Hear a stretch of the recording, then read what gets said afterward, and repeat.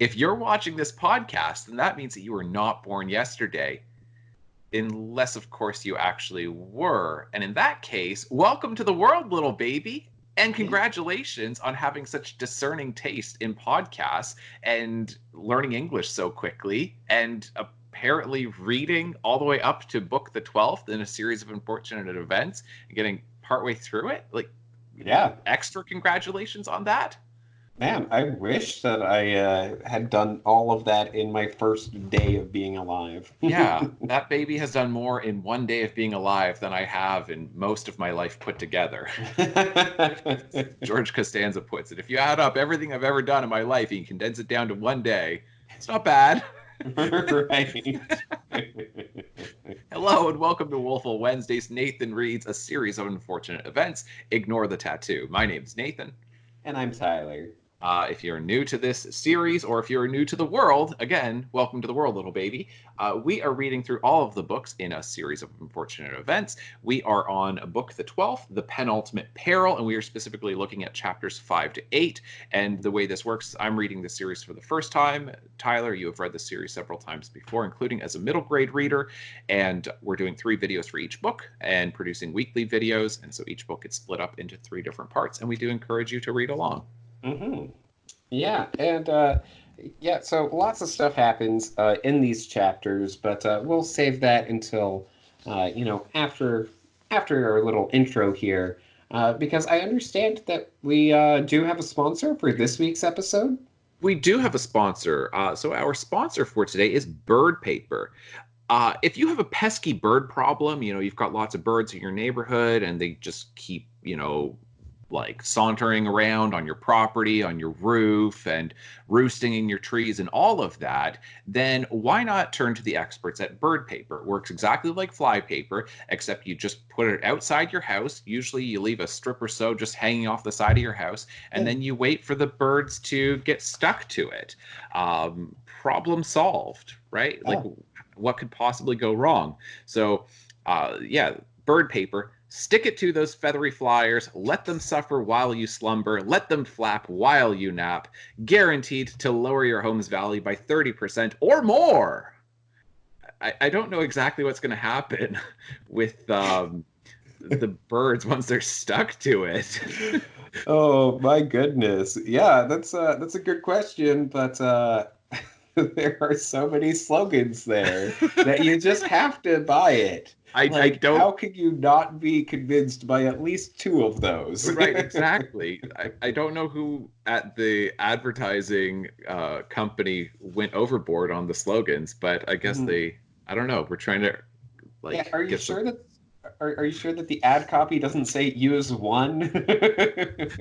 I don't think so. I think they want all of them on there. Oh, all right then. Yeah. Well, we got to do whatever the sponsor wants. I just read them, folks. I don't write them. All right. I hope you enjoy. Ignore the tattoo. Nathan unfortunately reads a series of unfortunate events at an unfortunate age, which in this case is being used to indicate that he is entirely too old to be reading this for the first time. All right, so we were talking about chapters 5 to 8 in The Penultimate Peril, book the 12th. You have got plot summary duty for the week, so take it away. Yeah, so as we had mentioned at the end of our last discussion, the first 2 chapters for this week can be read in any order, as well as the previous chapter. So chapters 4, 5, and 6 are whatever order you want. All 3 end very similarly. Yes.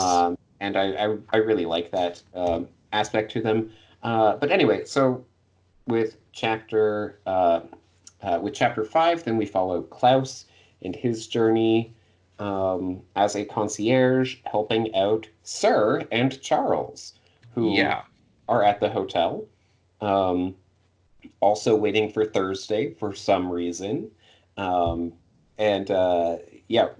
seems like they both were invited by JS, but they're not quite sure how the other person knows JS. Correct.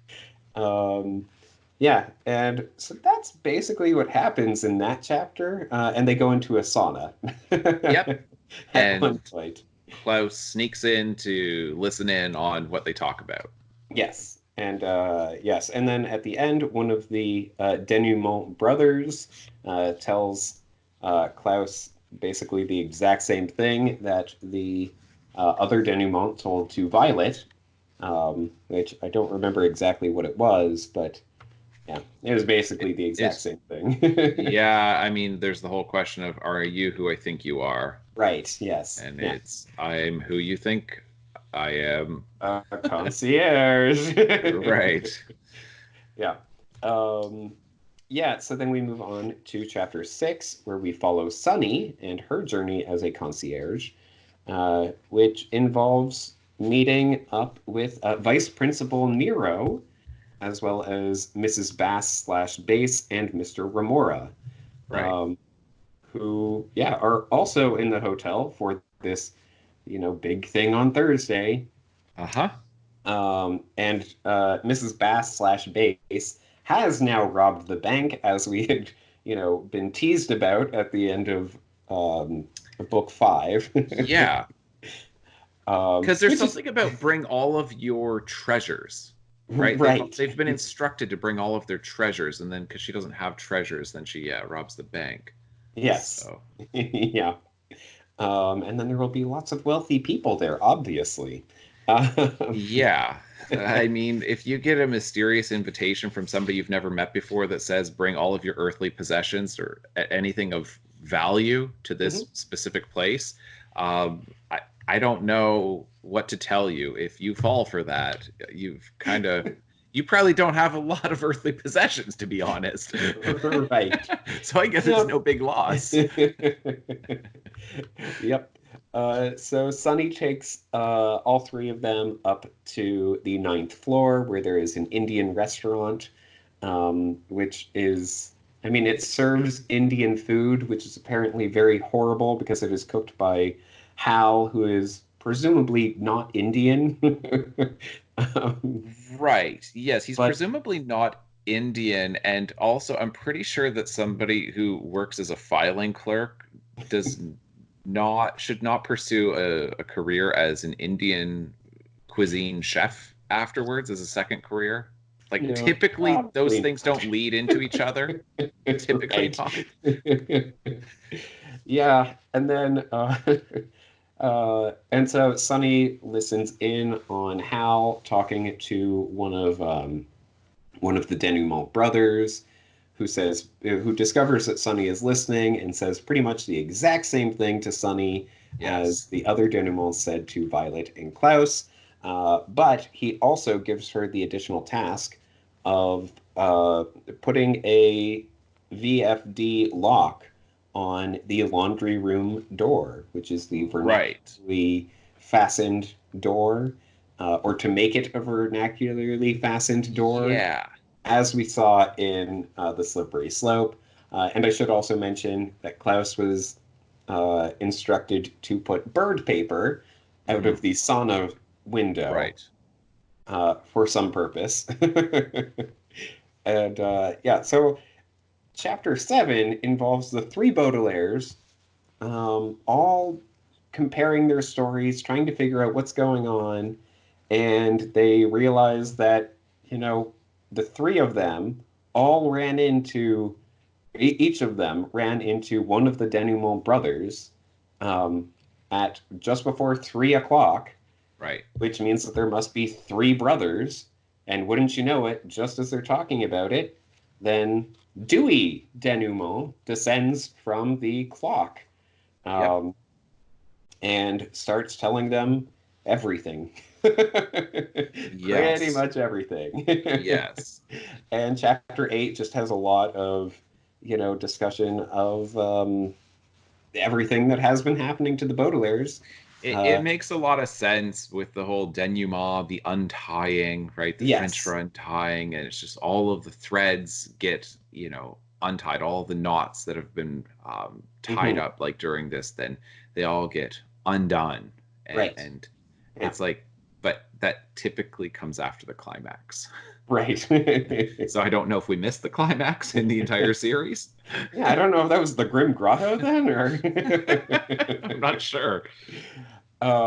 Yes, and so then a taxi pulls up with Justice Strauss and Mhm. Jerome Squaller, who have been working as volunteers this whole time, or at least since they last saw the Baudelaires, Sure. because they have felt awful about not being able to do more for them. And so both of them are JS, uh, which is interesting. And also, neither of them is JS. Yeah, exactly. You got it. um, yes, and so we end chapter 8 with the appearance of Count Olaf, who has been in the hotel, and this is his first appearance in the book at the very end of chapter 8. Yeah, I guess it shouldn't be all that surprising because that occasionally happens in some of these books. Hmm. Um, like I don't know.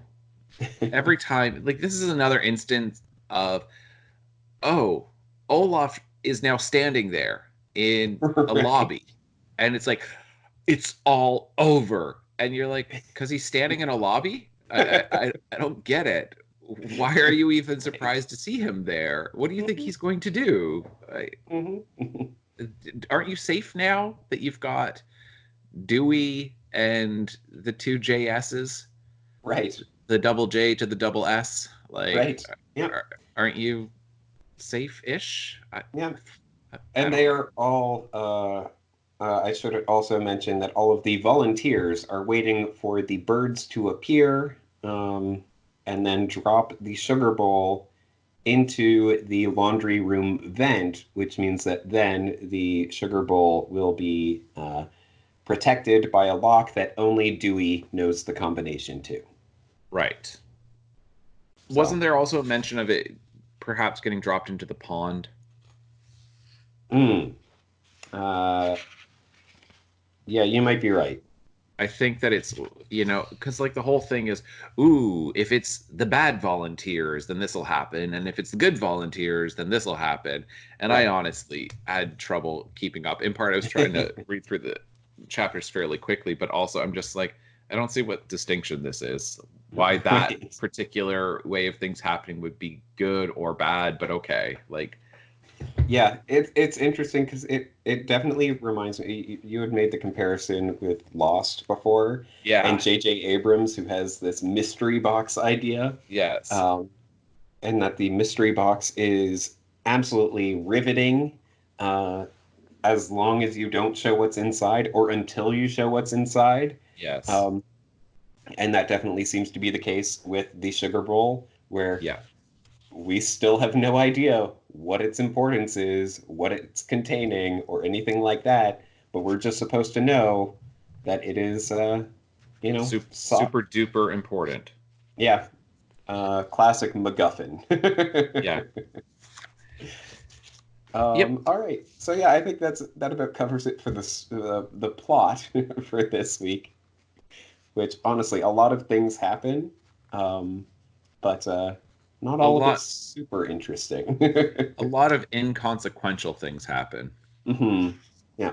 It's, and then this happened, and you're like, okay, and then this happened. Okay. It feels like a 5-year-old telling me a story, right?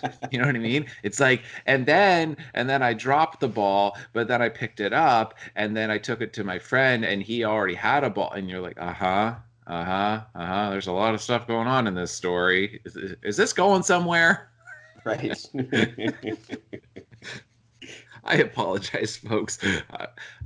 It's just I do think that there's a certain amount of all of these revelations. Everything is said where you can hear the music of bum bum bum, and you can Yeah. only do that so many times. Like every single sentence is supposed to be meaningful and significant, and you're just like, but if it's all cranked up to 11, if everything is supposed to be this big revelation, then ultimately none of it feels that significant.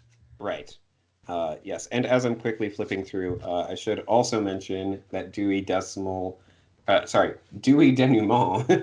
Hmm. reveals that there is a catalog for the hotel, which is contained under the reflecting pool. Right. Or reflecting pond. And that he has been curating it this whole time, as well as his brothers, and that he is hoping that the Baudelaires will take over for him. Or at the Yes. very least work for him. And that they've been cataloging all of these evil, awful things that Olaf and his cronies have been doing all along, and then they're going to put them on trial. And because they're going to be on trial, that'll be the end to all of it. And I'm like, okay, if you guys already know that they've done all of these evil, awful things, like, why not just arrest them right now? Why not, Right. like, I don't know, execute them? Because there's no police in this world. Yeah. I don't know. All right, let's get into it. So, chapter 5, I might as well go first, and I've only got one note, and it's at the very beginning of the chapter. You have this description of these vases or vases. I don't know how people want me to pronounce it, but it says the hallway was lined with numbered doors, odd numbers on one side and even numbers on the other, and large ornamental vases or vases, too large to hold flowers and too small to hold spies. My only note here is, what exactly are these vases for? I've seen them before. These decorative things that are like 3-4 feet tall, and you're like, well, if you got flowers, and then you like, let me put this in a vase, and then you just like you drop them in there, they disappear. Right? Yep. It's usually some kind of like decorative sticks that Right. are like Yeah. it's kind of strange of like, I'm gonna decorate, I'm gonna get an oversized vase that's like from the big world in Super Mario, like in Super Mario like 3, where everything's gigantic. I'm gonna get Yeah. It's gonna be the shape of a regular sized vase, except it's gonna be gigantic, and then for decoration I'm gonna put random sticks in there. Yeah. There's a lot of interior design that I just don't get. I will be honest. I'm not disparaging it for it obviously means something to a lot of people, but a lot of it just is baffling to me. Yeah, I am a big proponent for function over fashion, Yeah. and that doesn't just go for clothing, but in terms of interior design as well. I feel like if it's not functional, then why is it in here? Right. So that was my only note, because I like the fact that he says, like that they're large ornamental vases, too large to hold flowers and too small to hold spies. And I'm like, you're right. These things are just useless, functionally useless. I don't know what they're Yep. for. Yep, agreed. All That's right, all that I've well, got for chapter 5. okay. That's my big contribution. I've got a couple notes. The first is on page 102. This is a quick note. At the top of the page, which is when Klaus says, I'm a concierge, Klaus said, not bothering to explain that a concertina is a kind of accordion. And my only note here is just that Daniel Handler is an accordion player. Oh. And so it is appropriate that he would make that odd reference. Gotcha. Yep. And he makes another one a little bit later on, I think in the same chapter, again to just this concertina accordion. Do you think he learned to play it because, like, to be ironic? I'm pretty sure that he's said that it was his parents who like forced him to learn it, but Okay. I could be wrong about that. I might be getting him confused with Weird Al. Because it feels kind of like that, like hipster postmodern. I'm doing it because of how uncool it is. Right. Right. And I'm like, Yeah. that definitely seems to fit with the books. Right. Yeah. Yeah. And he did actually make a brief appearance in the 2004 film as an accordion player. Oh, So, okay. yeah. Um, yeah. So that's my one note. And then on page 112, um, yeah, this is this is dealing with Sir and mentioning the finite forest running low on trees. And then he says, the last big order we had was for building that horseradish factory, and that was a very long time ago. So just once again, it is this mention of the horseradish factory along Lousy Lane, Mm-hmm. which was seen in the reptile room. So, yeah. And those were my only notes for chapter 5. All right. Why don't you keep going with chapter 6? All right. All right. So on page 128, it's we get the reappearance of Mrs. Bass or Base, who is continuing to be obsessed with the metric system. Oh yeah. But I I was thrown off by reading this. I was probably thrown off before as well. The fact that Handler spells decagram with a K instead of with a C, Mm. um, because like I was like, why is it with a K? That seems, unusual. Like Uh-huh. that doesn't seem like the right spelling. But apparently they're interchangeable. So I'm like, oh, all right then. Gotta be the um, American spelling, which is weird. The American spelling of the metric system, which isn't right. used in America. Yeah. Yeah. We don't use it, but we have our own spelling for it. Yeah. They're like, why would it be a soft C? So Exactly. we have to make sure that it is a K then, That's right. to be clear. And it's just like, okay. Yeah, I'm the same. Okay, go for it. Yeah, and this was just my additional note about Mrs. Bass slash Base having robbed the bank now, which we know is part of the reason for the closure of Prufrock Preparatory School. Right. So yeah, it's I like that we get that included here because it is something that didn't really need to be here, but I'm like, well, if you bring back the character, may as well. A little bit of denouement. Right. Yes. Also, a decagram of rice sounds like nothing. Or a lot. I don't know. Well, a What, decagram would be, 10 grams? yeah, Oh, I don't know. because I like a box of cereal is like, I don't know, like 600 grams or 800 grams? I don't know, Depends something on like how that. you're measuring it. Are you measuring it pre or post cooked? Like Mm, pre-cooked that's or a good cooked? question. Because if it's pre-cooked, then that'd be a lot. That's true. But if it's after it's been cooked, then I guess not that much. Yeah. Huh. I don't know. Somebody should try to prepare this meal exactly according to her specifications and like do a Right. little bit of math of exactly how many calories it is. And Yeah. I'm not going to do it, but certainly people are free to try this. Yep. Um, yeah, and I think that was just my note on the on the opposing page as well. It's just this reference to the loot, and yeah, it's just so odd that she, stole all this money and brought it to the hotel with her, and then, as you said, it's supposedly because uh, everyone was requested to bring all their valuables to the meeting on Thursday, Right. and I guess she did not have any valuables. um, Pay teachers more. yes, that's true. All right, on page 139, um, we get an interesting discussion of, or description of the Baudelaire parents prior to their demise. And for one thing, then we get the name of their father, which I don't think had been written before, which is Bertrand. Mm. Um, so yeah, that's interesting. Bertrand Baudelaire. And the discussion about eating crow, which means enduring humiliation. And I think there was,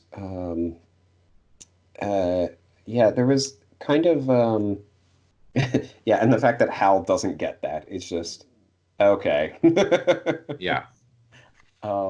Yeah, and I feel like there was a reference later on where it made it seem like Lemony Snicket was hiding in that place where Uh-huh. they were playing Yeah. backgammon. Yeah, I feel like there was a reference to that. I'm Yeah, not sure exactly where it is. I know. I'm trying to find it now because I feel like I did mark it, but I don't. I don't remember now. I can't find it. Erg. Well, anyway, I'm pretty sure that there was a reference to that though, which is just such an odd detail to put in. It's like, oh, all right, you were just hiding in the Baudelaire's house for some reason. Yes. um, yeah.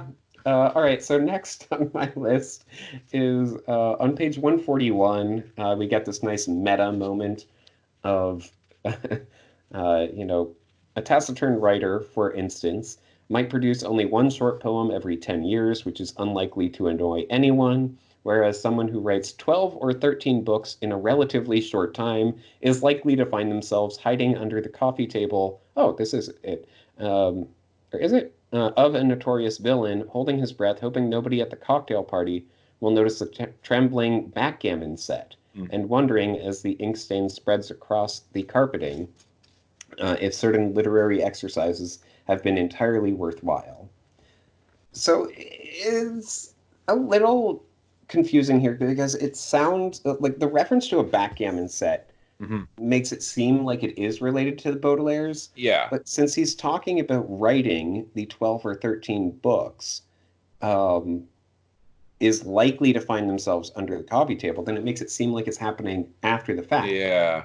Yeah. So yeah, it's a little unclear there, um, but yeah, I think that it's certainly an interesting detail, and I love the fact that he, you know, includes the fact that he wrote 12 or 13 books within such a short amount of time. I know. I've got a little note with that because he does say, a taciturn writer, for instance, might produce only one short poem every 10 years, which is unlikely to annoy anyone, whereas someone who Hmm. writes 12 or 13 books in a relatively short time is likely to find themselves. And then he gets into this whole thing in a whole bunch of trouble. And then like wondering if certain literary exercises have been entirely worthwhile. And Hmm.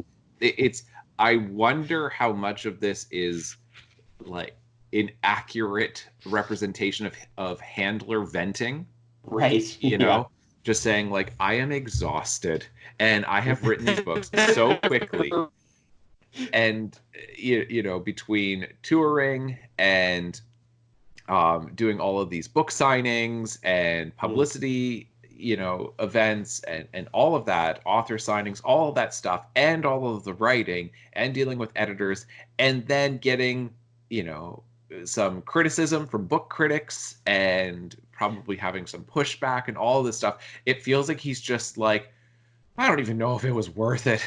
It Right. sounds like somebody who's just done. He's just done at this point. Yeah, He's at least ready for a absolutely. break. And I don't know if that's exactly what's happening, but it feels like that's what's happening. Yeah. And the entirety of the series, I guess, was produced within or was released within like 7 years, Yeah. uh, something like that. So it's really It's not quite that uncommon, I think, for middle grade to have two books a year, mm, but but these books are getting longer, yeah. and they're not standalones. You know what I mean? It's one thing if Mm, R.L. Stine is publishing however many Goosebumps a year, but they're right. standalone stories. He's not trying to remember all of the details that he introduced in book one, and he's now in book 12 and trying to wrap things up. And like Yeah. it certainly would be difficult to try to do in such a short period of time. Yeah. Absolutely.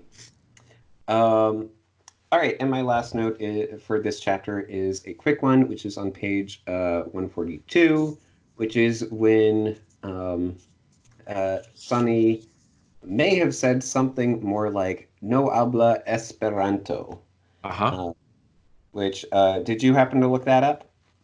Well, I mean, I know what Esperanto is. Oh, okay. Yeah, which is I guess it says that it was an international language that was like created to be a fair communication tool. Um, so I guess it's supposed to be like a universal language. Is that correct? Yes, that's exactly right. I'm surprised that you're not familiar with Esperanto. Esperanto, it started in the 19th century, and then but it became very popular, I think, in the 60s, the 1960s. I want to Hmm. say that there's a lot of people who started suggesting that if the entire world just switched over to Esperanto, then we could essentially eliminate world problems, that it would be a universal language, and it's a fairly simplified language, that so it Hmm. should be easy enough to learn. And the idea being And the reason why I'm saying I'm pretty sure that it was popular in the 60s with, I think it was a bunch of like intellectuals, like academics who were really pushing for this idea. Um, the idea being that, if we can all communicate together, then we can all get along. And, like kind of the hippie movement of like, hey, we can have world peace and here's how we'll do it. Right. Um, and it was a spectacular failure. That it didn't work. Gotcha. Because why would, you know what I mean? If somebody Yeah. said to me, I want you to learn a new language, and okay, everybody agrees, we're all going to do this at the same time, then it's like, well, this will never work. And they're like, that's the problem. Like, Yeah, that's really interesting because it reminds me of getting back to the metric system and the way yes. that it was, Yeah, it was a intended to good be connection. implemented by every country at the same time and be like, yeah, this will just be our universal standard, and then the US being the one, Right. basically the one standard of just being like, you know what? Never mind. We're gonna stick Right. with what we have. We like it. And it's honestly, it's a terrible idea because it is this erasure of culture. If you Mm, erase a people's language, then you erase their culture. And it's not necessarily erasing their language, but how many people are really going to learn two languages? I mean, I right. speak two languages, but I'm certainly much more comfortable in my first language with English than I am in French. Mhm. Um, but yeah, Esperanto is it's a thing. And then it ended up being like a lot of, kind of was like sort of like a snobby thing, but like sort of like a low rent Latin. You know what I mean? That Gotcha. super snobby people, of course I speak Latin, right? And Right. then it's like not quite as sophisticated, of course I speak Esperanto. Do you know what I mean? Gotcha. It kind of Yeah, became yeah. the status symbol of, yes, I'm one of those people who did learn Esperanto. And Okay. Yeah, as that's far as I understand it, I haven't researched it directly. It's just from enough conversations with people who know about it, then that's my understanding of what's happened with it. gotcha. Yeah, I was not familiar with it, but it's really interesting that, Sonny is basically saying, I don't speak any sort of language, like I don't Yes, speak the universal right. language, so But nobody understands me. but it's weird because she's using Spanish to, it's partially Right. Spanish to do it, and she speaks so many different languages, and it doesn't matter what somebody says, she seems to understand it, and then she translates, but she'll often translate into a different language. Hmm. And I wonder, and this is like, I promise I'll be brief with this, but when I teach French as a second language, then what I teach is that because it's essentially it's not even the theory, it is the practice of learning a language, that babies are capable of speaking any language at all but the process of learning a language is the process of preventing yourself from speaking any other language because you train your tongue and the muscles in your mouth and your throat and all of that to produce certain sounds and to avoid certain sounds. Right. So, Yeah. we're taught in English not to make, um, we avoid making throat sounds, right? Where Mhm. but then if you're speaking Arabic or Hebrew, then it's, huh, it's a Right. lot of that throat sound. But we teach people who speak English, no, no, no, you don't make that sound. You don't, ha. Like we just don't make that sound. So Yeah. by speaking English, you're then on like you're preventing yourself from easily learning Arabic or learning Hebrew, right? Mm. That Yeah, that's in essentially the addition idea. to just your brain making the connection between an object and whatever the first language is that you have associated with that. Right. If you call it a Exactly. lamp, then, that's what will come into your mind first, and you'll then have to, kind of do a quick translation in your head in order to figure out. Unless you're fluent. When I'm Right. speaking French, then I'm not translating. Mm. Okay. But Yeah. that's a sign of being fluent. I can tell you that for Right. sure. Yeah. That if I'm immersed in French and when I'm speaking about stuff, I don't think about English words. And there's still like if I'm with enough French people, like I'll sometimes forget the English word for it. Right. I'll Yeah. just be Yeah. using all French. Yeah, I just meant that like learning the one language Yeah, means that you're absolutely, not learning the other. So you're absolutely, learning the word lamp, and that is, what it is, and right. so then you're not learning the other word for it. Exactly. Yes, you're absolutely right. That's why they say that you should, if you're going to learn multiple languages, it's best to learn it when you're as young as possible. Mhm. And that you should be teaching children multiple languages at a very, very early age. Like, 3, 4, 5, 6 years old is when they should really be getting introduced to whatever languages you want them to speak.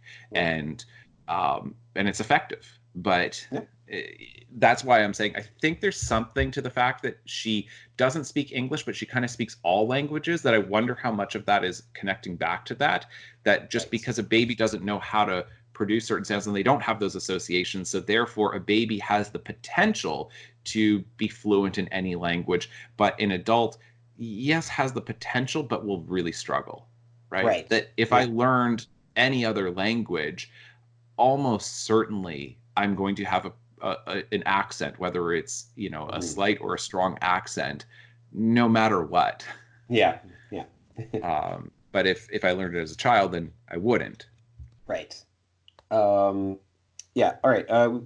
We will move on to your notes, but I just wanted to quickly say that with Mrs. Bass/Base, it's interesting that the bank that she chose to steal from is Mortuary Money Management, where Mr. Poe works. Since we got the entire description of the whole banking district, there are a bunch of different banks, and yet it's still, perhaps it's because, she heard Mr. Poe describe himself as working at Mortuary Money Management so many times. Yeah. No, I hear you. I hear you. It's one of those things of course it's that bank. Right. Yeah. All right. So you can go ahead with any of your notes for chapter 6. Okay, we already went over one of them, which was this whole thing about Snicket and writing, 12 or 13 books in a short amount of time. And then the only other note I have is brief, and it's on page 126, and it's kind of about a third of the way down the page. It says, in any case, no matter which method you use to leave a job, it is never pleasant to run into a former employer because it reminds both of you of all the miserable time you spent working together. Right. I just wrote, yes. Yeah. Especially depending on how you leave a job, then it's definitely one of those things of, I never want to see that person again. Right. And I suppose if you are ever going to see them again, then you want it to be one of those things of, I want to be doing quite well. Like, I want it to be the day when I happen to rent a sports car because mine is in the shop, right? You get out, and hello. And then, asking the person, oh, are you still at whatever place? Just to... That's funny. I like that. Anyway, I honestly don't have, I only have a couple bad work experiences where I'm like, ooh, I would not want to see that person again. But it is one of those things of once you're done, most people are just like, I'm done. Yeah. All right. I might as well keep going then with chapter 7. So I've only got one note. It's on page 172. And I'm trying to think of where exactly to start with this part, but you've got the poem that the excerpt from a poem by, what is the poet's name? John Godfrey Saxe, I think. Yeah. So this poem by John Godfrey Saxe, and of course a lot of people are very familiar with it. It's this essentially the parable of the blind men who encounter an elephant, and they're each touching a part of it, and the whole idea is that they're all sort of right and they're all wrong at the same time. And it's a good way of understanding understanding a topic that's so beyond you, that's so beyond any one person. Right. It's a good way of understanding like how there are certain things that just are impossible for any one person to entirely understand. Like no matter what it is with different industries and all of that. I mean, if you think about like world economics, it's like no matter how smart an economist is, there's a bunch of industries where they don't know the ins and outs of it. Because it's just impossible. There's just way too much. There's too much complexity. And so it's just, what you do know, looks like this, but that's only a portion of it. And the only way that we can put this together is by kind of assembling the whole thing. And even then we still might not get it exactly. There always might be, oh, if only we had one more person. Right. Right. And um, so but then continuing on with this, then he says, he's describing poets where, how it's hard to understand this poem. And then he says, such poets might use the word prate, which means chatter, and they might spend an entire stanza discussing theologic wars, a term which refers to arguing over what different people believe, the way you might also do with a family member who's particularly bossy. And you know that I'm going to make something of this. oh yeah. Um, Again, this is a secular world. Yeah. The world in which these books are taking place is entirely secular. It is a post-church world. It's a post-religion world that nobody is religious. Nobody has faith in any kind of organized or disorganized religion. Right. Despite the fact that you get a reference in this book to, the religion section of the hotel, and that you've got churches and temples and etc. I mean, it would be pretty hard to not talk about it, considering that in the Dewey Decimal System, it's a whole, 1/10 of the of the numbering system is devoted to religion. Yeah. But yeah. But the way he misdefines theologic wars by saying a term which refers to arguing over what different people believe, and it's not really. You can certainly be a lot more specific about that. But then he undercuts it. He subverts the term so much by denying it its significance, by then saying the way you might also do with a family member who's particularly bossy. That, oh yeah, theological wars or theological fighting is really just the same as interacting with a family member and you're having a squabble. And it's like, no, I'm pretty sure that theologians who disagree on significant points are concerned over people's eternal souls and the way we apply a holy text and the way we interpret can have eternal implications that most religions would agree with that. And that's why theology is so important for any person who is involved in a religion. Then you want to get your theology right, because otherwise you're going to, if not endanger your eternal soul, you're at least going to deal with a lot more suffering in this world than you probably need to. And certainly, theologic wars, like you can talk about the Crusades or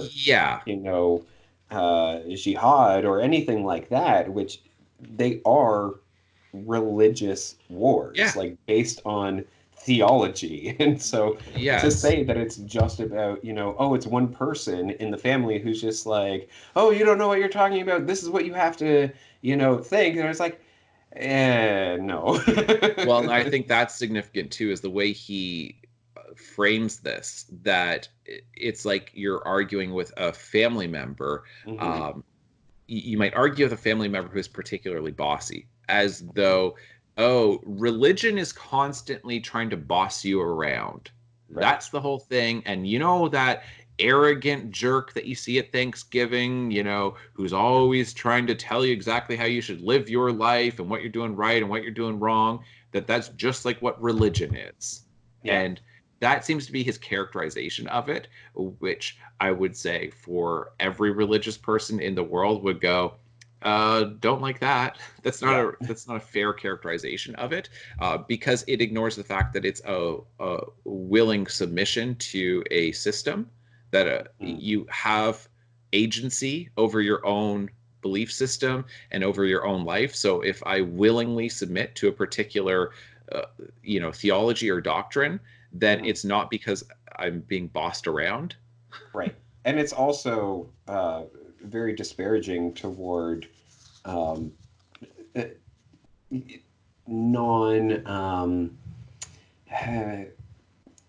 people who are not, because it's essentially portraying religion as this offensive thing, as in Yeah. like people attacking you with it, Yes. saying like, this is the faith that you have to abide by, that you Right. have to, agree with, which is, there are religious fundamentalists, and such, who are very passionate about trying to convince other people to come over to their religion or to their belief system, but to portray all, theologic arguments to this, to just being, that one small section of all religious people is Yes. absurd and Right. offensive. Right. And even with that, somebody who proselytizes pretty intensely, then Mhm. like you can make the argument that that person, even if they're not using the best methods, they genuinely are concerned about your eternal soul. Right. So is Yeah. that really awful that they Right. care about you and they want to see you be okay? Yeah. Like even if you disagree with them, it's like, well, thank you for caring. I think I'm okay, but thank you for being concerned. Yeah. Uh, Yeah. and the last thing I wanted to say, because you do have that reference to, the whatever section of the hotel where you have a church and a temple and a synagogue and a mosque and all of these different things. I was talking to a friend of mine who spent a good deal of his youth in Germany, and he was talking about how all of the churches there are just essentially um, monuments, but they're not functional, right? That it's Mm. something that, like, they're tourist attractions for people to go and Right. appreciate the architecture and say, like, oh yes, this is an important part of our history. And at one point, then people would go here and they would listen to sermons, and this would be an important part of the community. And now you just pay, a few dollars for admission to go in and walk around, and then you leave, and then you're like, wow, that was a really pretty building. That's they still exist, Right. but not really fulfilling their original function. Right. Yeah. And so I feel like it's a secular world, right? That Yeah. these, because Europe is very secular, and this seems to be taking place in a very, very secular world, where Hmm. even when you have references to it, they don't seem to be functional places. Yeah. Yeah. There's one rabbi. Yeah, one rabbi, I know. Yeah. You do get that. But aside from that, that's the only time that I think we have any mention of a religious person whatsoever. You had a Yeah. reference to bat mitzvah at one point, but Hmm. yeah, Yeah. you don't have a reference to um, like an actual like Sabbath service. Do you know what I Right. mean? Yeah. Um, all right. Well, that was my one note for chapter 7, and so I Oh, only have one other one, okay. um, which is at the very beginning of the chapter. The first 4 pages of this chapter are all one paragraph. No and kidding. and it is an exhaustive list of everything that is happening at the same time, Mm, um, or that has happened, yeah, over the course of, just the few hours that the Baudelaires are there, for the rest of the day, between, the 3 o'clock bell and just before midnight. mhm. Um, and there are so many things in here that I could pull apart, and I'm not going to go through all of them because, again, like, it's so many things. Mhm. But we do get a reference to an ambidextrous man who spoke into a walkie-talkie, um, which is a reference to, oh, what's his name? Kevin, right? Mhm. I think Uh, so. yeah.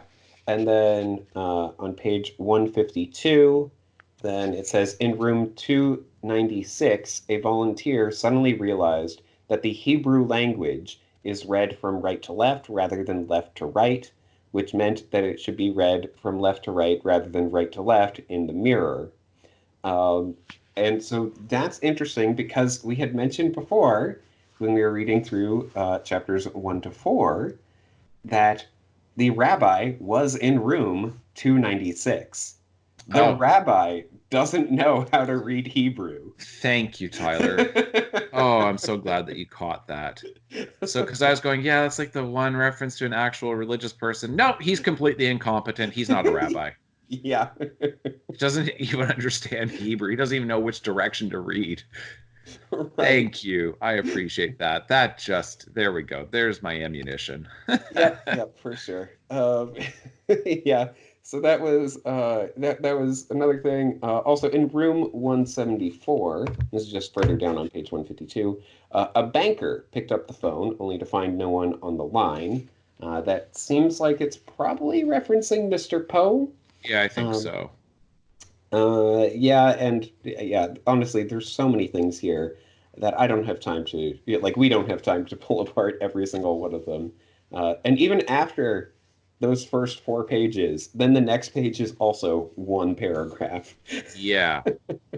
Yeah.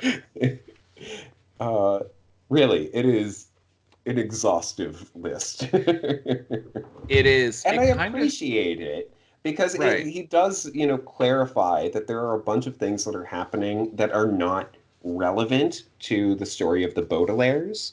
Um, you know, like things that are happening in other countries or other communities at the very least. Yeah. And that there are more fires being started and more orphans who are just finding out about it. Um, and things like that. And so it is, you know, it's interesting that he's continuing to say this world is just going to keep on going in the same manner that it's currently in, Hmm. regardless of what happens here. There will always be villainous people, and there will always be these, you know, things that are happening to other people. So, Right. yeah. Yeah, it kind of reminds me of it's been a long time since I've seen it, but I think it's the Disney film The Sword in the Stone. And Yeah. at the end of that, when who is it? Is it Wart or Watt? I forget his name, but the squire who ends up becoming Arthur, is it not? Like I Uh, can't. yeah, I don't know if I've actually seen that movie all the way through, so I can't Oh, really okay.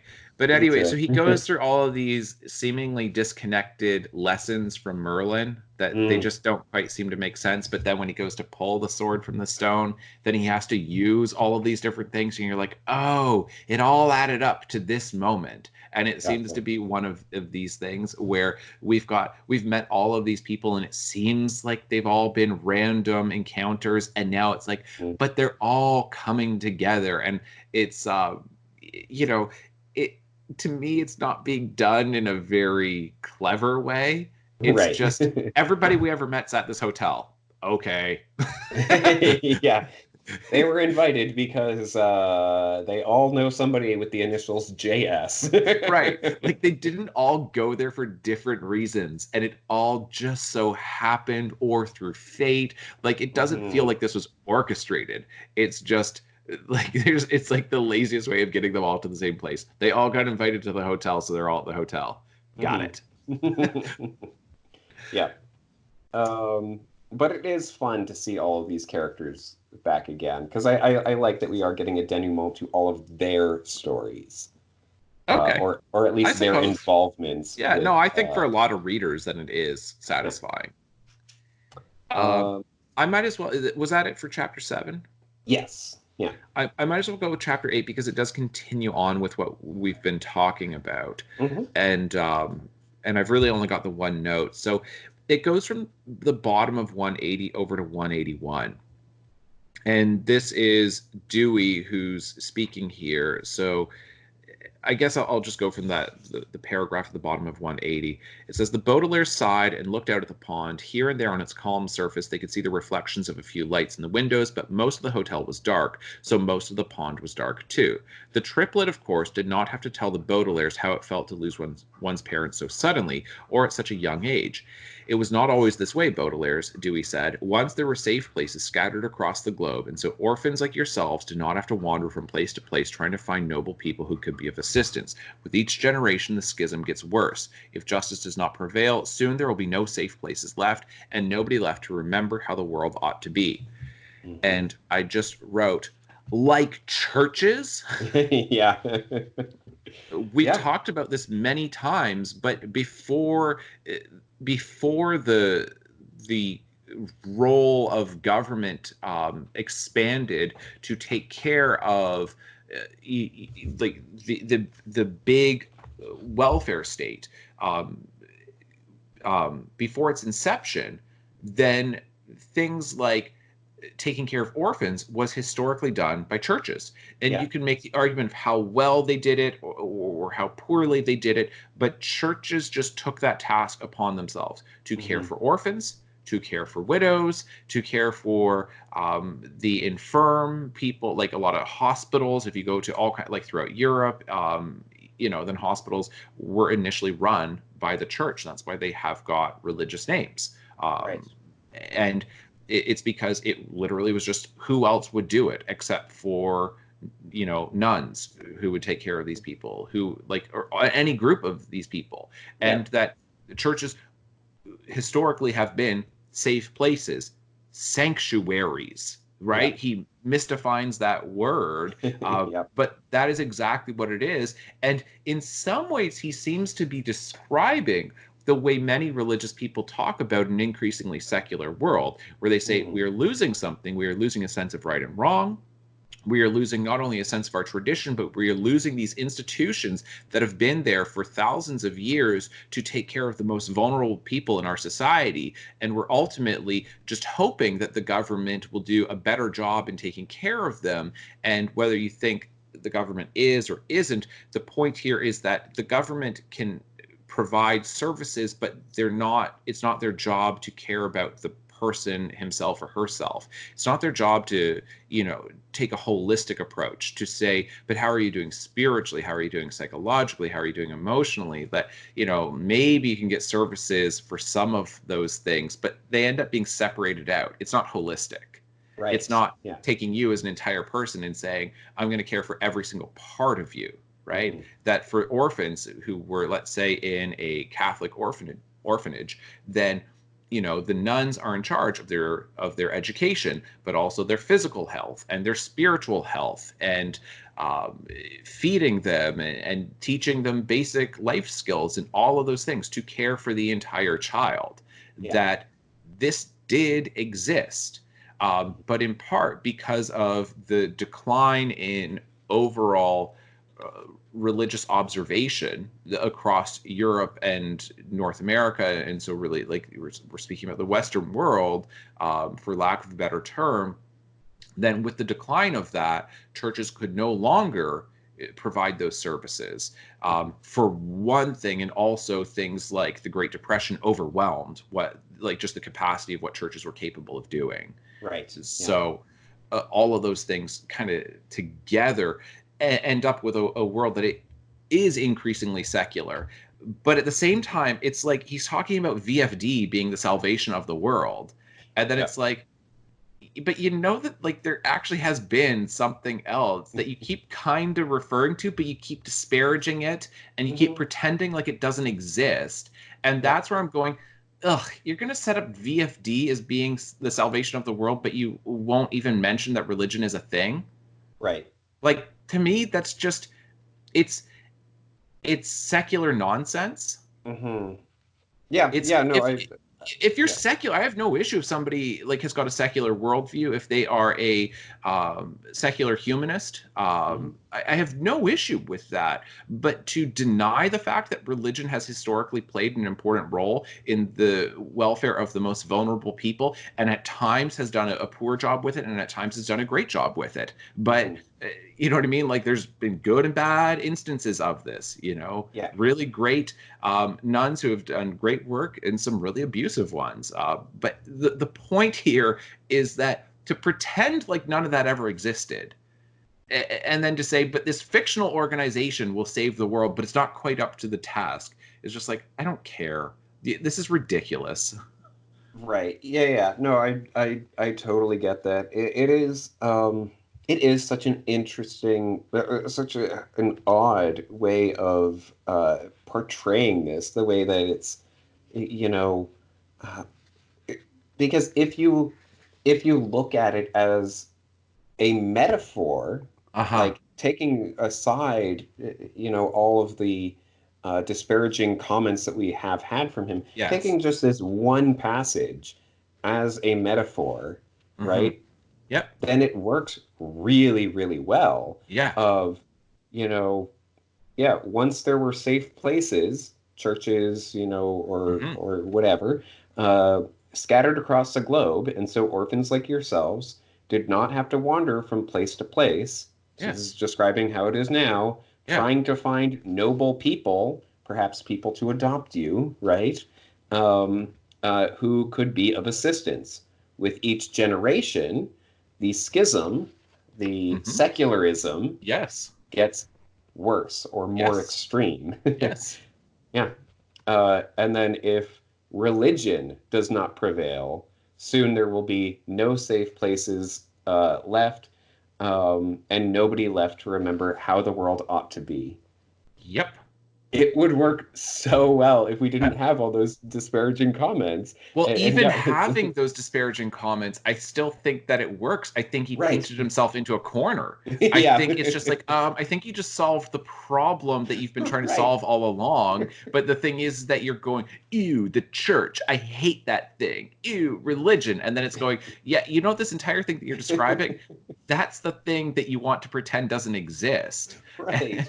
And so it's just, and it's because, and I think the problem, like where I guess I'm saying that if you are a secular humanist, then the solution to all of this would be we need to expand the role of government to Hmm. be able to provide cradle to grave services for every single individual in society and Yeah. ensure that no matter what a person's background or circumstances are, that they are taken care of, that it doesn't matter what happens to a person, they are never going to suffer the way these children have suffered.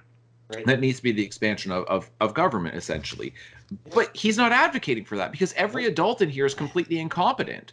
Yep. And there is no good system in place. There doesn't seem to Like, be a government of any kind. no, that's what I'm saying. There doesn't seem to Yeah. be a government of any kind. I still don't think we've seen a single police officer.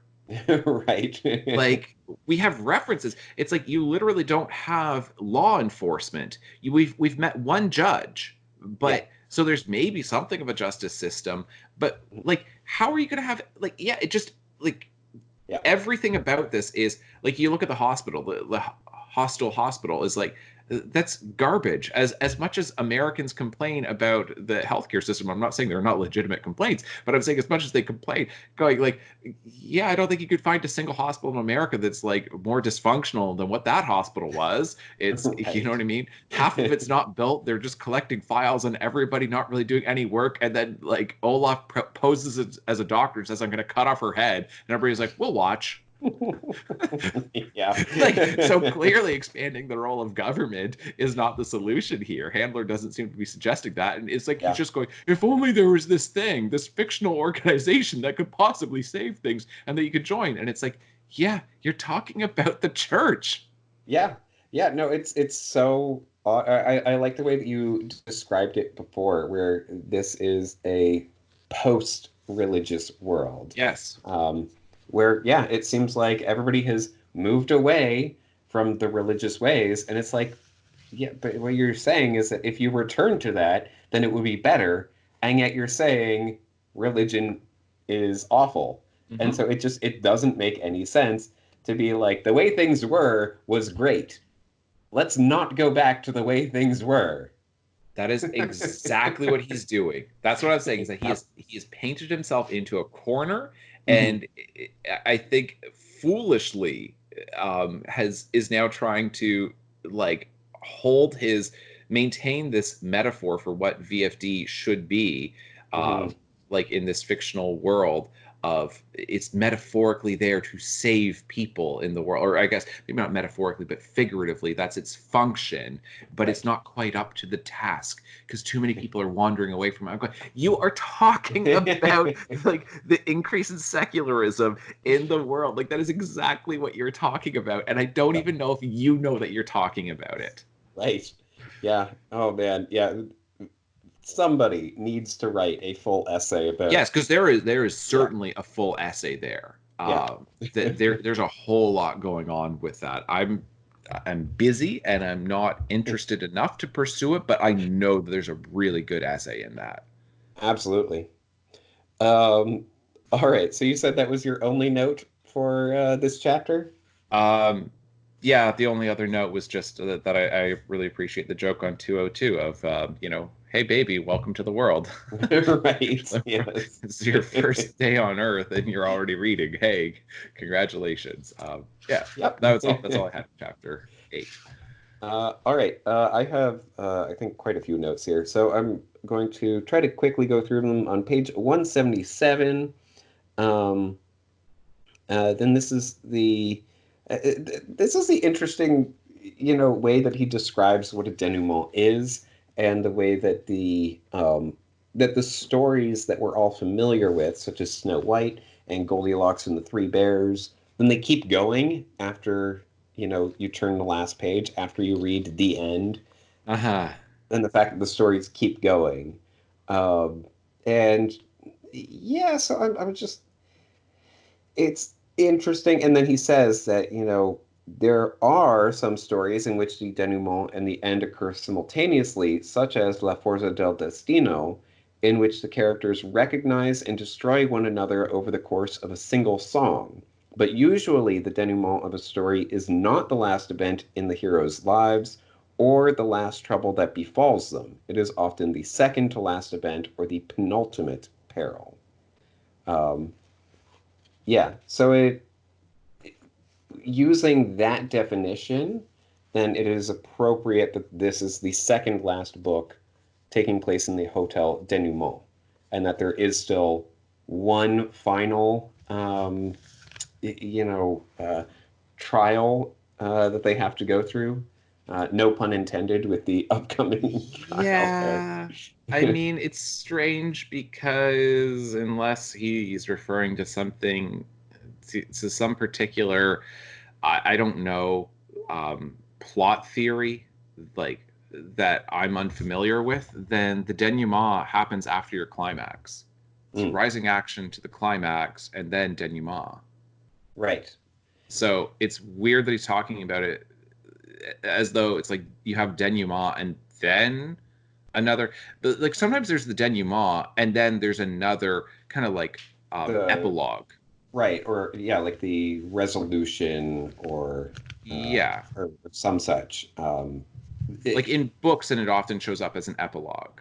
Right, yeah, yeah, and so I think that is interesting that he's describing it that way, and yeah, I'm not quite sure, why he's chosen to equate the denouement with penultimate, but you know, taking that, then it starts to make sense. I mean, unless he's talking about like a horror movie where he says usually the denouement of a story is not the last event in the hero's lives or the last trouble that befalls them. It's often the second to last event or the penultimate peril.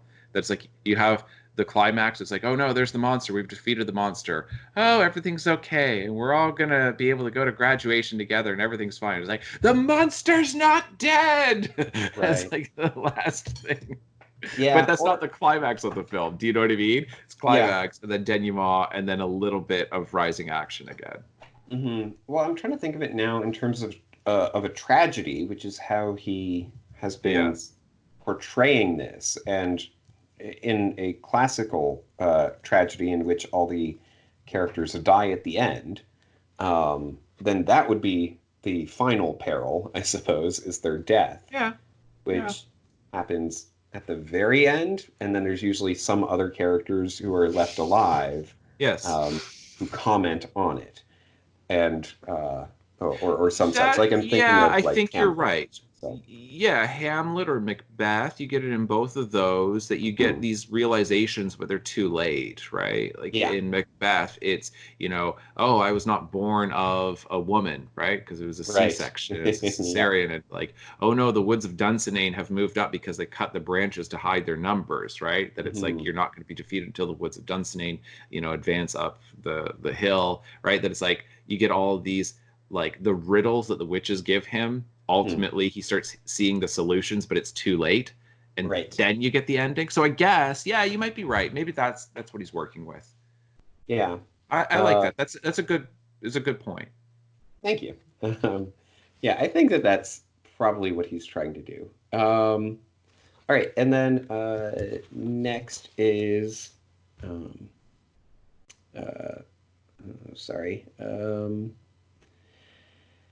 Oh yes, the reference to a to VFD being like a public library before the schism. Anyone could join us and have access to all of the information we'd acquired. Volunteers all over the globe were reading each other's research. Oh, sorry, this is on page 179. Thank you. Okay. Um, yeah, just the top paragraph there. Yeah, before the schism, Dewey said VFD was like a public library.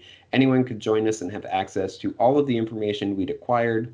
Volunteers all over the globe were reading each other's research, learning of each other's observations, and borrowing each other's books. For a while, it seemed as if we might keep the whole world safe, secure, and smart. Um, so, you can take the, as we've mentioned, the uh, religious metaphor there as well. Uh-huh. Um, and then, depending on which religion you're referring to, then many fall into the trap, for lack of a better word, of um, having like cloistering the information of Yeah. just the elites, right? Yep. And so you can definitely have that there. Um, Yeah. well, I think another thing that he's doing here is referencing the way that the internet works. Absolutely. Yeah, in which the internet was proposed as this thing where everybody can share all the information that we've Hmm. ever acquired and put it all into one giant library Hmm. of the World Wide Web. And for a while, it worked. And and I'd even say like at the time of these books, and it was still working, and even today, then it does Yeah, still I was gonna work say, that way. depending on how you view it, then even Hmm. still, to some degree, it does still function like that. It at least functions more like that than anything else we've ever seen. Hmm. Yeah. Um, yeah, and so it's interesting to think of like, well, how would it go wrong in the way that he's suggesting, Hmm. where it would break down and everybody would take, different sides of the internet? Yeah. Um, I, I think that there's something to that, and I don't know quite how to break that down. I would need to think on that a lot more.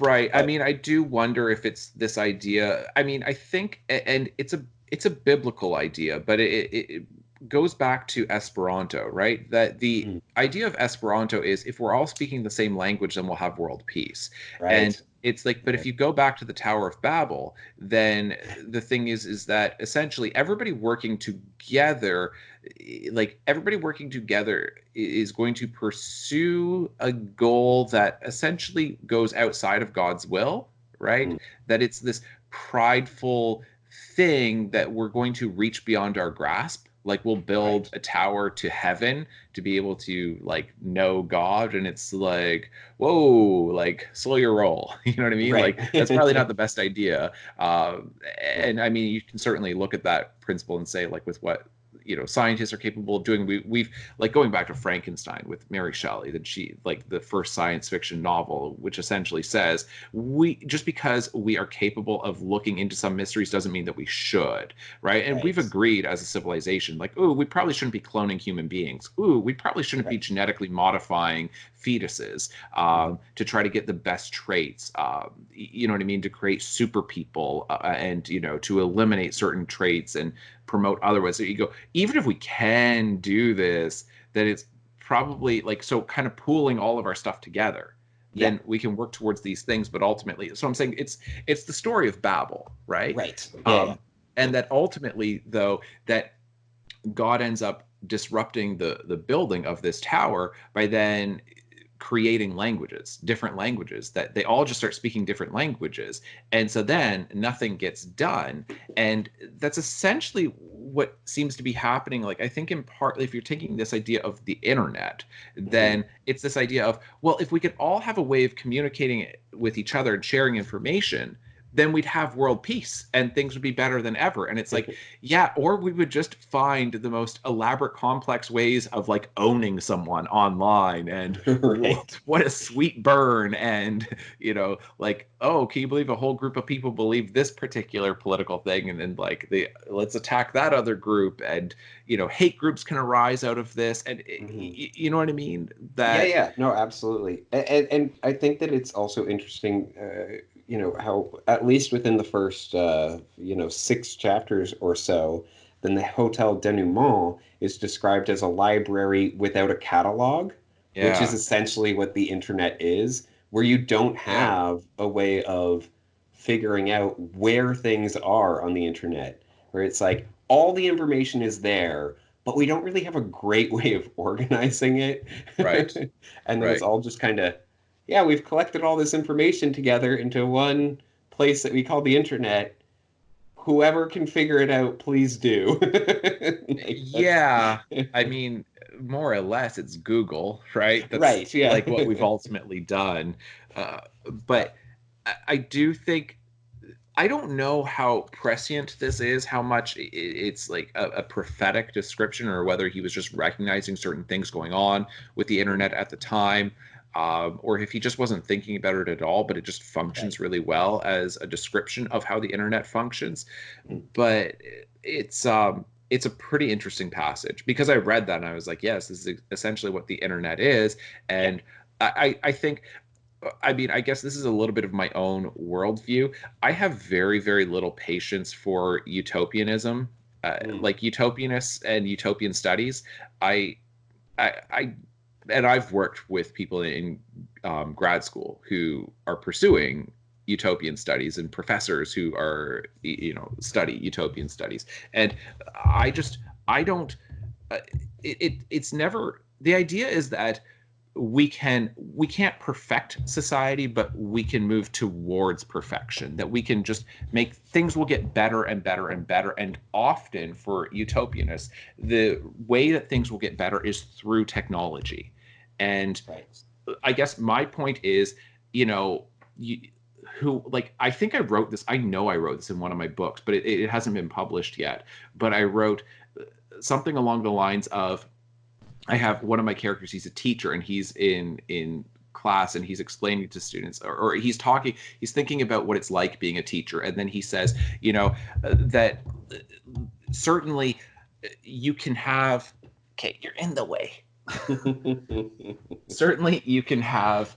Um, Tools that humans can invent that can be used for such incredible purposes. But I said, Leonardo da Vinci, gets a paintbrush and he does the most incredible things ever. But he probably had a jackass cousin who drew a penis on one of his paintings, like with the same Right. paintbrush. Right? That it's like, Yeah. yes, you could invent a paintbrush and you can say you're now capable of doing the greatest art imaginable. And it's like, that's my issue with utopianism. It's going, think about how this tool can be used. I'm going, by the most noble, ethical people, but think about how it could be Yes. used by the most despicable, vile people. Yeah. That's the problem with it. It's always going to fall apart, because sure, it could be used for good purposes. I mean, how many apps have been created with the intention of, with noble intentions, going, Yeah. this is going to create this, and then it's like, oh no, it's been overrun by perverts. Yeah. Yep, absolutely. It is I mean, humans are flawed to say the least. It's, And yes. that's like Go ahead. regardless of what you create, there will always be at least one person who doesn't care about its intended purpose and will twist it and use it for their own, selfish or perverted or whatever means, and that it's just, you know, that's the reality, that there will always be a disruptor in any utopia that you can conceive of. Right. And that's my point, that this whole schism thing, I'm looking at this and saying, like, I mean, I disagree with his worldview, with at least Snicket's worldview, which is more and more people are choosing to be villainous. Hmm. And I'm like, I don't see that. Right. I really don't. I don't live in that world. I don't live in a world where most people are villainous. Hmm. We actually have a surprisingly small amount of people who are villainous, and Right. most people are good, honest people who, even with their failings, most of those failings, like those moral failings that a person might struggle through, are pretty innocuous. Right. You know what I mean? Yeah. Um, and so anyway, I just look at that passage. It's a really interesting passage, but part of it is when he tries to get to some of these profound insights into the human experience, and especially like with like globally, once he starts turning his attention globally, Hmm. to me, I wouldn't say he's out of his depth, but he completely loses me Right. Yeah. because he's just speaking to things that I don't recognize at Yeah. all. Yeah. Yeah. No, I agree. Um, all right.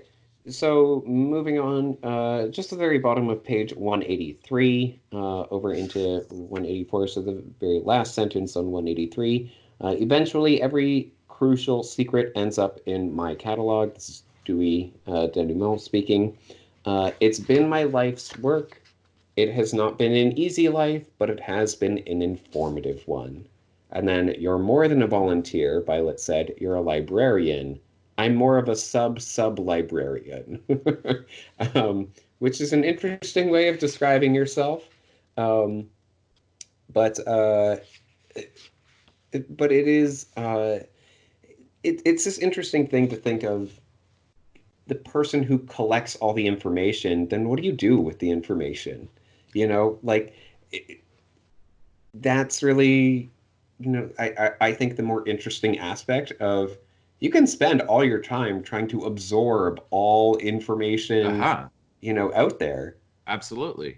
but, you know, it's informative, but what does it really result in? Like, I it's, 100% agree. I mean, there's plenty of people like uh, being, for instance, being a scholar for scholarship's sake, where you're not even Mhm. necessarily producing stuff. It's just, I have read all of these books and I've thought about all of these topics and I've learned all of these different pieces of information.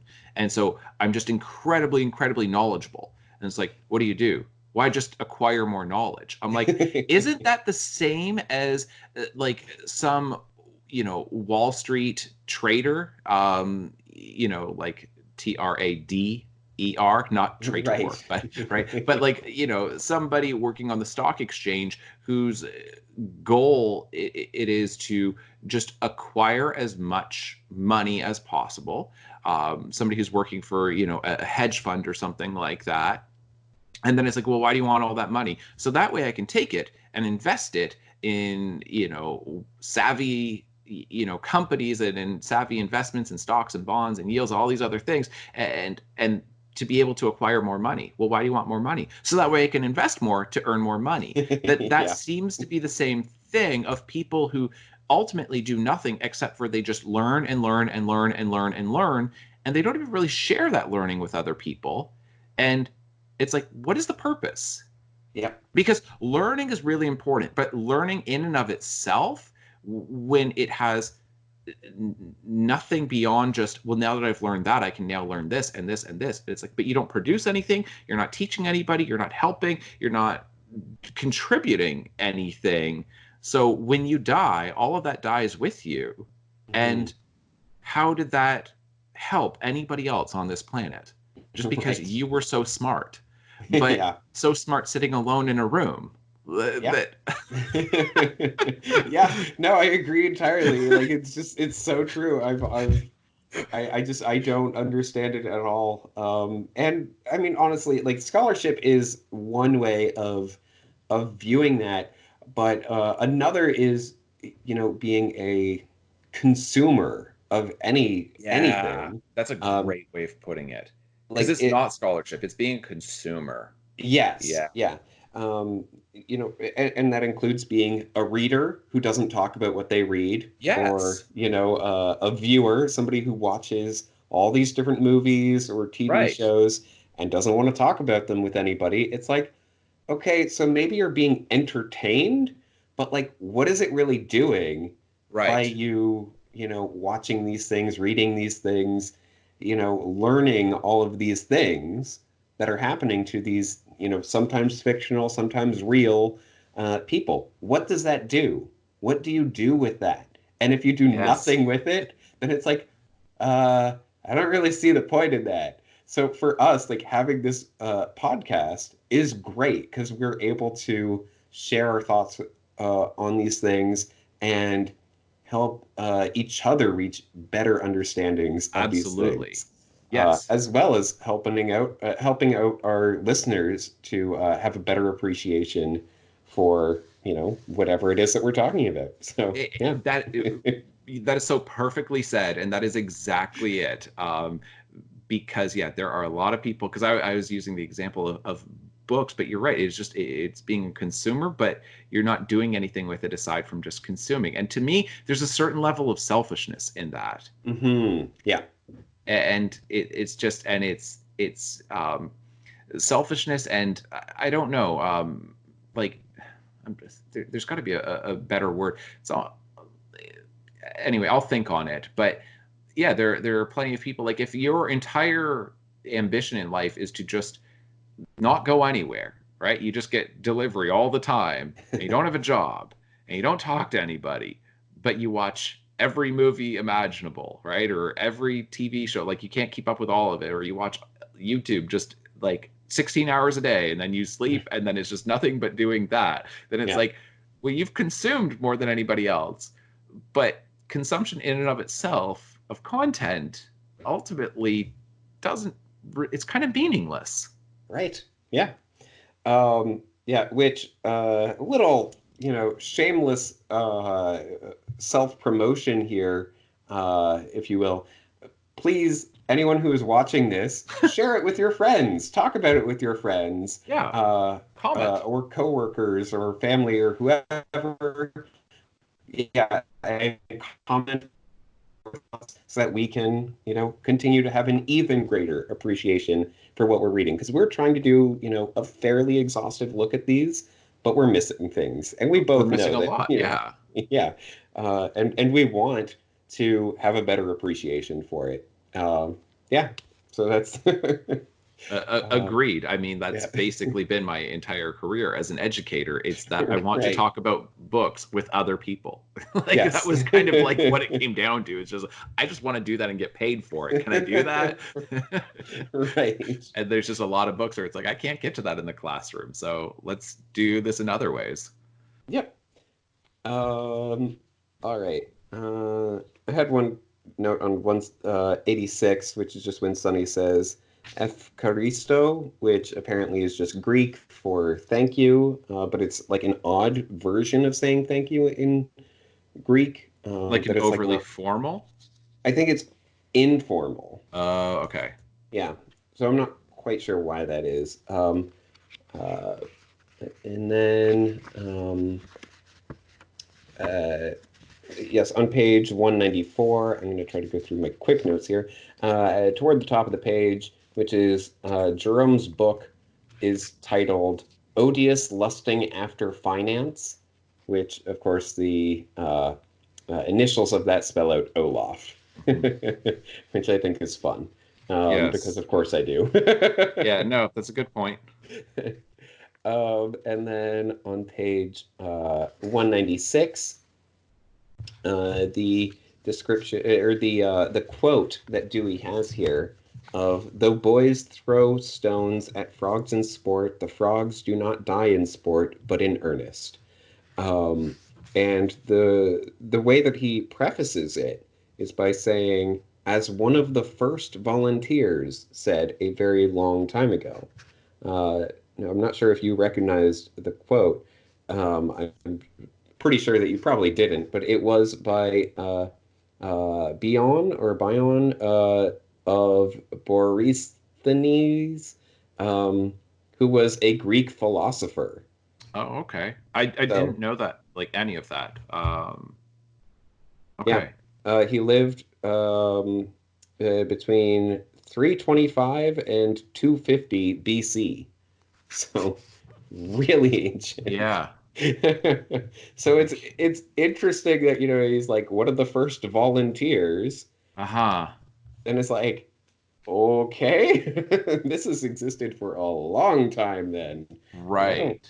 I don't know what else to make of that other than, man, like VFD has existed forever, and that kind of um, reminds me of how I had mentioned, I think it was last week, maybe it was before that, about the Illuminati, like the associations or the connections between VFD and the Illuminati.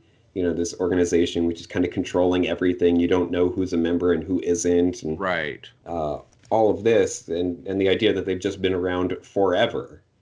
So Right. yeah, Eh, Sorry, and when did he live? between 325 BC or uh, yeah, between 325 BC and 250 BC, or Okay. BCE if you So it prefer. was after Socrates, Plato, and Aristotle. Mm, yeah. The last one, Aristotle, then he died in 322. Mm, So, this guy was born in 325, but he's only three when hmm. Aristotle, like, I don't think he was learning from Aristotle when he was three, right? Unless he's like Right. this baby, like, welcome to the world, baby. Yeah. um, but it's interesting that he goes with that. He doesn't go with, like, because it seems it's certainly a more obscure Greek philosopher, ancient Greek philosopher. Hmm. He's not going with one of the big guys. Right. Uh, Yeah. I mean, he might be. I don't know enough about ancient Greece, but he might be significant. But he's not in the top three, Right. right? And Yeah. but yeah, this whole thing of that it starts with ancient Greece. That okay. I don't Yeah. know what to make of that. I'll think on it though. Yeah, I know that was my reaction. I'm like, I don't know what to make of this other than it's old. Yeah, I mean, it seems like he's definitely creating this fictional organization that has existed throughout human history in secret, but it's completely fictional. It's not one Mhm. of these things where it's, something like the Knights Templar, where, Right. well, we know that they existed, but exactly how significant they were and whether they maybe continued on afterwards, Hmm. you know what I mean? They had some involvement in this thing or that. It's not like that. He's Right. just creating this purely fictional thing and Yeah. then injecting it into history. Yeah, and it also, we had mentioned before that he refers to all these different, famous writers and everything as his associates, and Okay. presumably they are all, or they were all members of VFD. Um, Right. so Right. yeah, it is an interesting, world that he has created, supposedly free from religion. And yeah, it's Yes. based all around this one organization. Yep. Yep. All right, so I did have one final note, and I know that we are running really long on this, but we've had a great discussion so Yeah, far from agreed. these four chapters. Um, and my final note is on page 190. Um, and I just think that this is a really beautiful section where I mean it's tiring at first when he's describing all the things that we can also ask for that we can't just ask for or yeah, you're noble enough, Baudelaire. This starts on 188. You're noble enough, Baudelaire's. That's all we can ask for in this world. And then he goes on this two-page rant Mm. about all the other things that we can ask for. And I don't like that. But when we get toward the end, and he says, um, uh, we can ask for someone who will say, "You are noble enough," and remind us of our good qualities when we have forgotten them or cast them into doubt. Most of us, of course, have parents and friends who tell us such things after we have lost a badminton tournament or failed to capture a notorious counterfeiter who we discovered aboard a certain motorboat. But the Baudelaire orphans, of course, had no living parents, and their closest friends were high in the sky in a self-sustaining hot air mobile home, battling eagles and a terrible henchman who had hooks instead of hands. Um, yeah, blah, blah, blah. And the comforting words Dewey Denouement had uttered were a blessing. The Baudelaire stood with the sub-librarian, grateful for his blessing, and at the sound of an approaching automobile, they looked to see two more blessings arrive via taxi and were grateful all over again. And it does come back, a little later in the chapter as well as, them telling both Jerome and Justice Strauss, you're noble enough. I like this idea. I don't like the fact that, it's just noble, because nobility is such a obscure, uh, I don't know, it's an imprecise word. Um, but it is this idea of, as long as we have somebody in the world who, like, one of, the few things that everybody asks for is somebody to support them in one way or another. And, Yes. and I think that again, the way that he describes it, I don't think it quite works, because it is so long-winded, um, but that it is a good sentiment, um, if that makes sense. Yes. No, it does. It does make sense. Um, I guess the thing is, I have issues with it because he does, and I know exactly. I really thought about this when I was reading it. We can ask for someone who will say you are noble enough and remind us of our good qualities when we've forgotten them or cast them into doubt. Most of us have friends, parents or friends who will tell us these things, but this idea that, and then he uses the word blessing, but he's removing it from a religious context. He's secularizing the word blessing. Right. That it's not a blessing from God. It's not it's not anything from the divine. It's Right. purely of this world, and a person just saying you are noble enough, and that ultimately, if that's the best we can hope for in this world, for somebody to say you're not great but you're good enough, essentially. Right. Like, that's supposed to be comforting. Like, do you know what I mean? That no religion in the world would, like, advocates for that kind of view. Right. That, like, so any person who gets comfort from a belief system, a religious belief system, gets a whole lot more out of their religious belief system than you are noble enough. That you screwed up and you made mistakes and whatever, but you're good enough. It's that you are loved by the Most High God. Right. Yeah. There's a huge disparity. And if Mhm. I were to live in a world where it's like some person tells me I'm noble enough when I'm not sure if I am, compared to God, creator of everything, loves me personally, Mhm. there's no comparison. And which one is Yeah. truly a blessing and how does it Right. feel to be blessed? I'm going, that seems like pretty paltry as Mhm. comfort. And he's offering a paltry comfort in a pretty dark world. And maybe because the world in these books is so dark, then it seems better than it is. Mhm. But I'm saying even different belief systems, even if you have to work to earn God's favor, even if you have to follow a certain amount of rules and regulations, and you know what I mean, you have to do certain acts or whatever else, depending on all kinds of different belief systems. But ultimately, the idea is you can earn God's favor to be more than you are noble enough, Right. right? Yeah. But that you can please God according to many religions, or the idea that God genuinely loves you, that, like, personally loves you and offers salvation to you, then you look at that, you're like, these are not even comparable. Right. And Yeah. so I feel like looking at this and going like, that's the bit of wisdom that you have, like that's the comfort that exists in this world. It just feels insufficient. Mm. That the Baudelaires, I think, deserve more than that.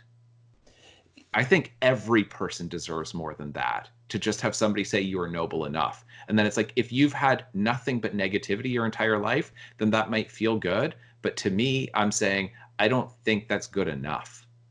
Right.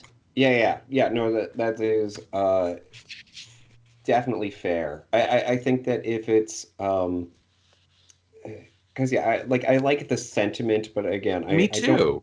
I like the I sentiment. mhm. But I'm saying that it's a sentiment that on its surface is fine, but if that's the peak of what you can get as far as affection from other people in this world, and you go, like, even a secular humanist, even an atheist would say that's probably not the most that we can and should expect from friends and parents. Yeah, If a parent never says I love you, but they just say you are noble enough, like right. Yeah, that's yeah, yeah. that's pretty terrible. Yeah, and I do. I did mention it like when I was reading like nobility. I think it's so obtuse. It's so Yeah. I don't know. There, how do you define nobility? Like, and it's this idea of, oh, it's other people impose that on you, and it's like, well, no, like that doesn't work. But I like this idea of that in this world, if we're leaving aside the world of the divine, which is what Uh-huh. these books do, Yes. um, then the idea of just having one or two people who uh, can be there with you and support you and let you know that you're not that you are still loved essentially in this really I guess. secularized Just say it then. aromantic Tell version. them that they're loved. Right. Yeah. Like, it seems like an act of cruelty to that's something that you say to a horse.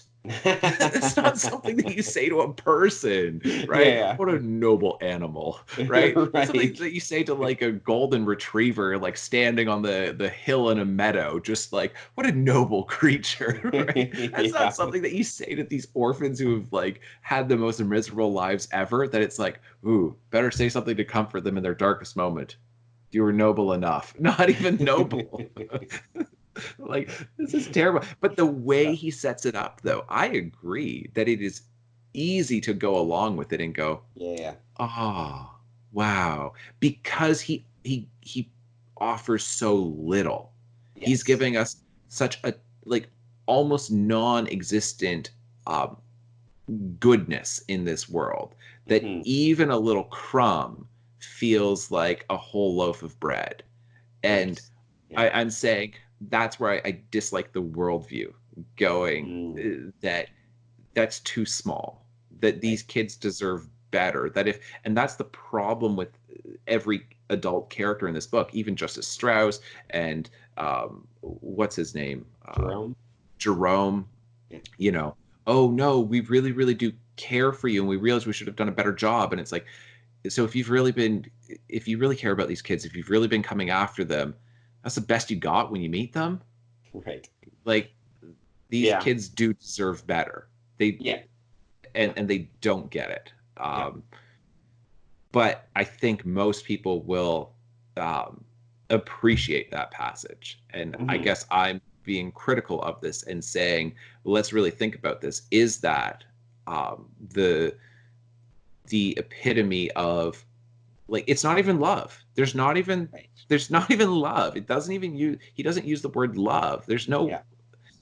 and that just seems like human beings across cultures, across Yeah. history, we have a word for this, and it's not noble. Right. Yeah. Absolutely. And it is. I guess it's.